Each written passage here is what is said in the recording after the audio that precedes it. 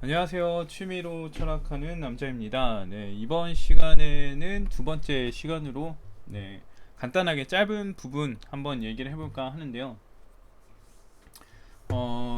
오늘 이제 앞서서 태교를 해야 된다. 아이의 몸을 흔들어야 된다. 네, 이런 얘기를 이제 아테나이인 플라톤이 했죠. 그러면서 이제 뭐 이게 건강에도 좋고 그 다음에 그 용기를 갖게 하는데도 유의미하다 이런 얘기를 했었습니다. 네, 이렇게 얘기를 했었고 그 다음에 이제 성격에 대한 얘기를 하게 되는데요. 성격. 네, 좋은 성격을 갖게 해야 되겠죠. 네,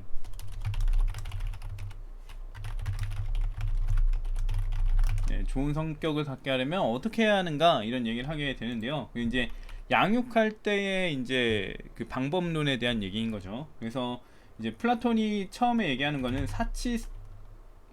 사치스러운 환경에서 자라게 되면 안 된다라는 얘기를 하게 됩니다.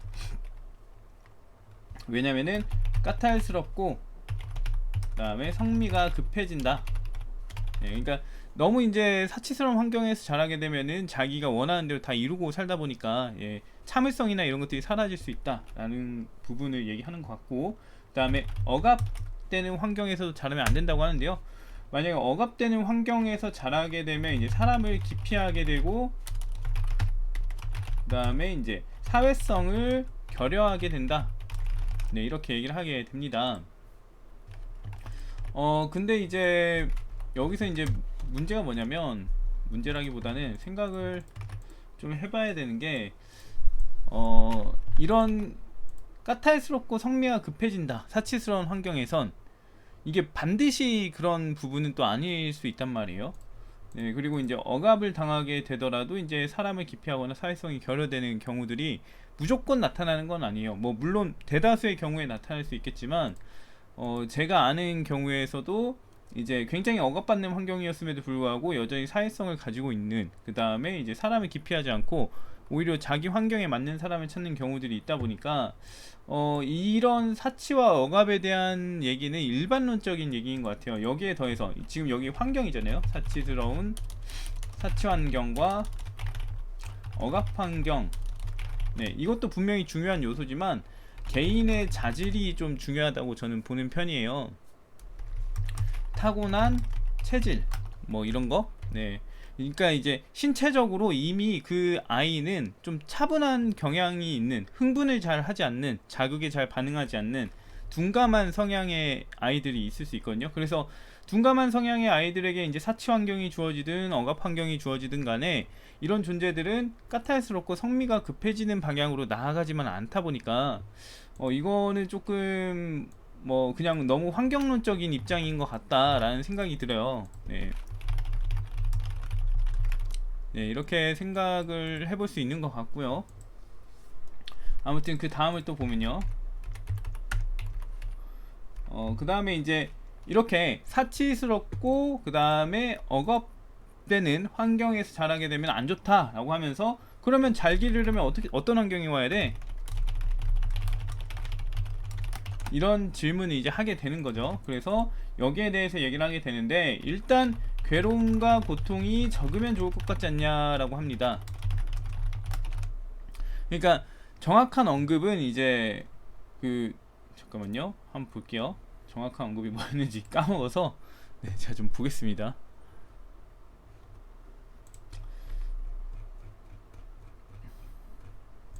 정확한 언급이 뭐였냐면, 성격이 까다롭고 상냥하지 못한 사람은 이제 불평 불만으로 가득 차 있을 거다 이런 얘기를 해요. 그래서 이제 그 괴로움과 두려움을 많이 느낄수록 이제 불평 불만이 많다 이런 얘기로 볼 수 있을 것 같은데, 이제 괴로움과 고통이 많으면 불평 불만이 많다 이렇게 이제 나아가는 것 같습니다. 근데 이거는 성격의 문제가 아닐까 싶은 생각이 많이 들어요. 성격. 네, 앞서서 말했던 것처럼, 여기서 말했던 것처럼 개인의 자질적인 문제일 수 있다. 그러니까 예민한 성격의 아이는, 뭐 예민하다는 게 아니라 좀 흥분을 쉽게 잘하는 스타일의 아이들은, 이런 상황이 주어지면, 괴로움과 고통이 많이 주어지면은 불평불만이 많겠지만, 또 이제 아이를 키우신 분들은 알겠지만 좀 둔감한 아이들, 이제 좀 뭔가 예민하지 않은, 네, 흥분을 잘 하지 않는, 네, 이런 아이들이 같은 경우는, 네, 괴로움과 고통이 주어져도 되게 반응을 안 하고요. 그 다음에 이제 타고나는 특징 같은 경우로 얘기를 하게 되면 잘 울질 않아요. 근데 예민한 아이들은 잘 울죠.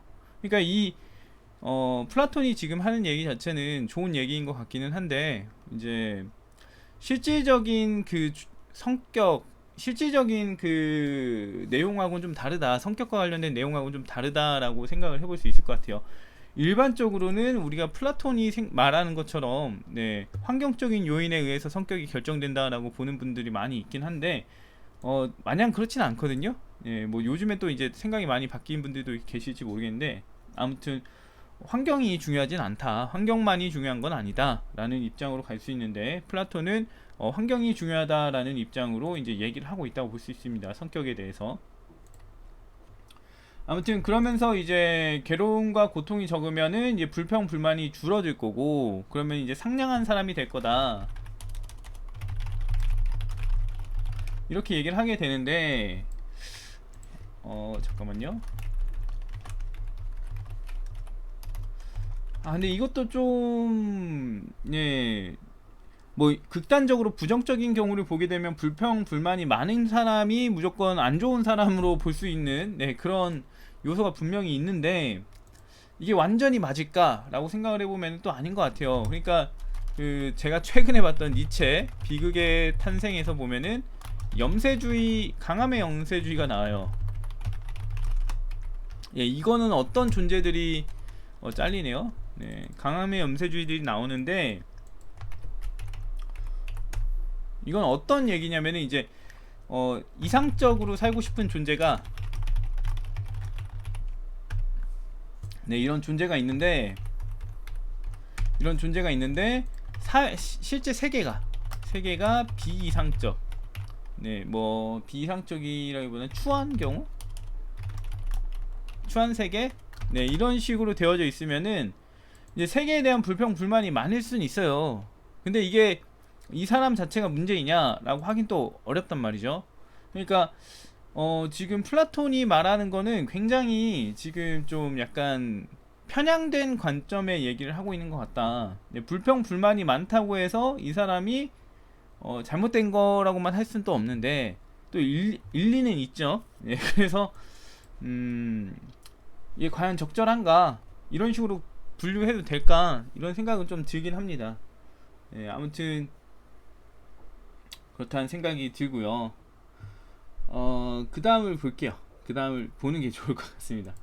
그래서 이제 괴로움과 고통이 많으면 불평불만이 많기 때문에, 괴로움과 고통이 적은 이제 환경에서 자라게 되면 상냥한 사람이 될 것이다 라고 하게 되고, 그러면 어떤 환경으로 보게 되냐면은 이제 즐거움만 제공하는, 네, 이제 네, 즐거움만 제공하는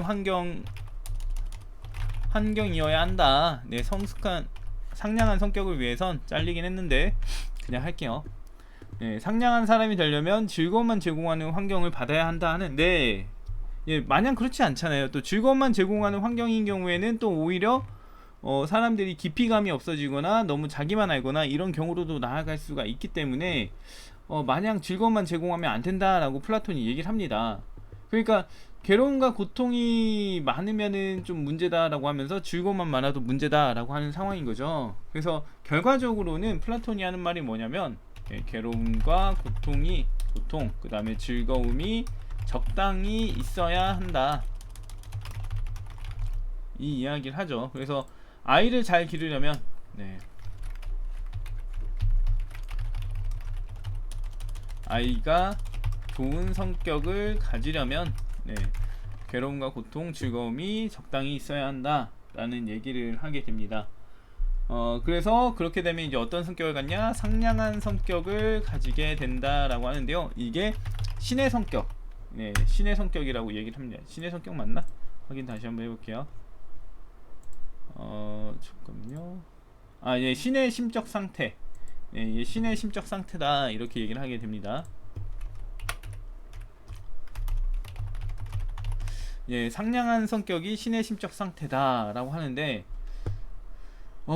상냥한 성격에 대해서 좀 할 말이 많아지게 되는 것 같아요. 아무튼 일단은 먼저 얘기를 더 맞춰볼게요. 저희 끝이 얼마 안 남았어요. 이 성격에 대한 부분은 끝이 얼마 안 남았기 때문에 일단 갓난아이, 갓난아이든 어떤 아이를 기를 때 이제 적당한 즐거움과 괴로움이 있어야 한다, 이렇게 얘기를 하고요. 그 다음에 임산부 같은 경우도 상냥하려고 노력해야 한다, 이런 얘기를 합니다.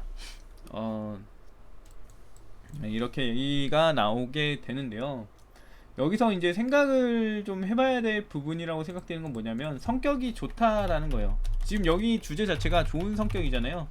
예, 좋은 성격이라고 했을 때 이제 좋게 바라보는, 이 플라톤이 좋게 바라보는 성격은 상냥한 성격이죠. 네, 상냥한 성격인데 과연 이게 좋은 성격일까, 이런 생각이 듭니다. 그러면서 이제 또 추가적으로 생각해 볼 수 있는 건, 좋은 성격을 지닌 사람은 이제 성숙한 사람이겠죠. 성숙한 사람에 대해서도 우리가 생각을 해볼 수 있다, 이렇게 볼 수 있을 것 같은데, 얘기가 좀 길어질 수 있을 테니까 짧게 얘기를 해본다면은, 상냥한 성격이 마냥 좋은 성격일까, 이렇게 생각해 볼 수 있는 거죠.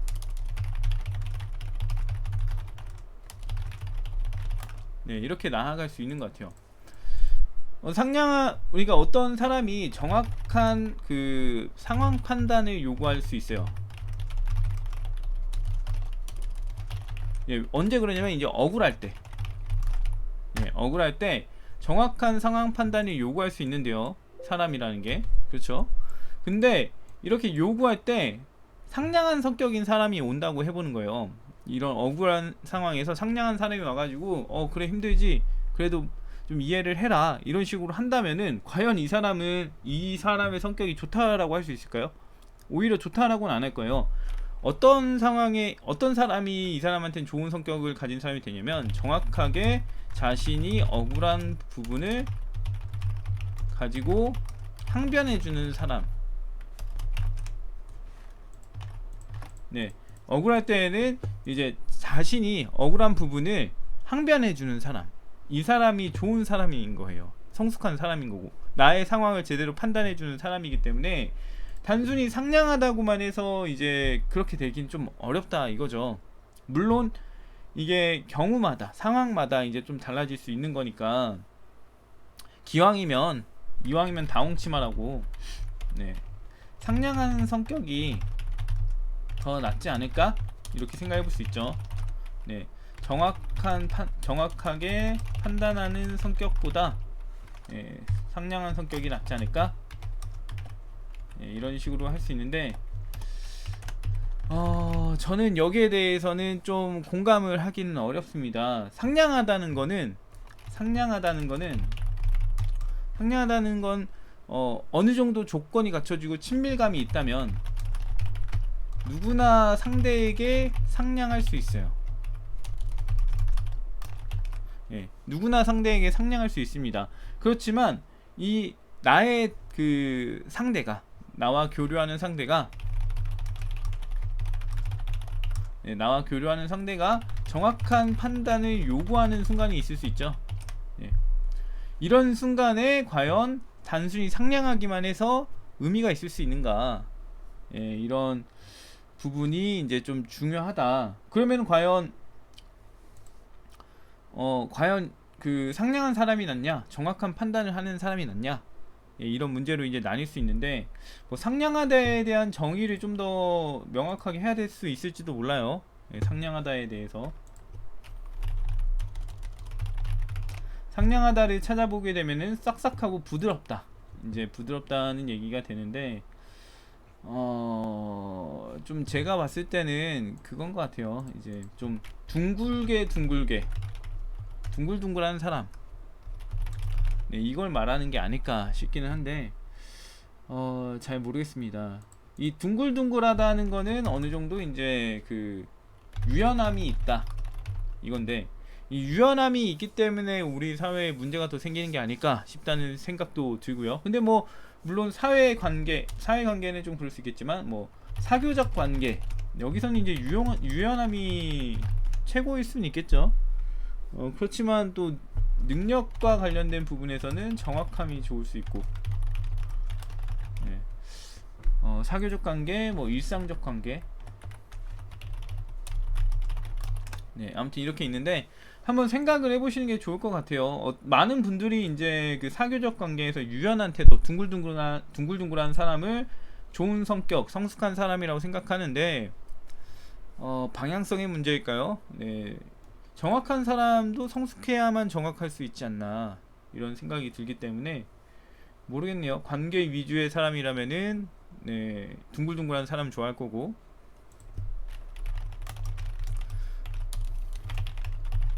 그 다음에 이제 뭐 공감 위주? 공감 위주라면 문제 위주? 네, 이런 그런 문제 위주라고 해야 될까요? 아무튼 문제 위주로 생각하는 사람들은 정확함, 날카로움이 이제 성숙한 사람. 날카롭게 포착할수록, 네, 나의 심리, 나의 생각을 날카롭게 포착해 줄수록 이제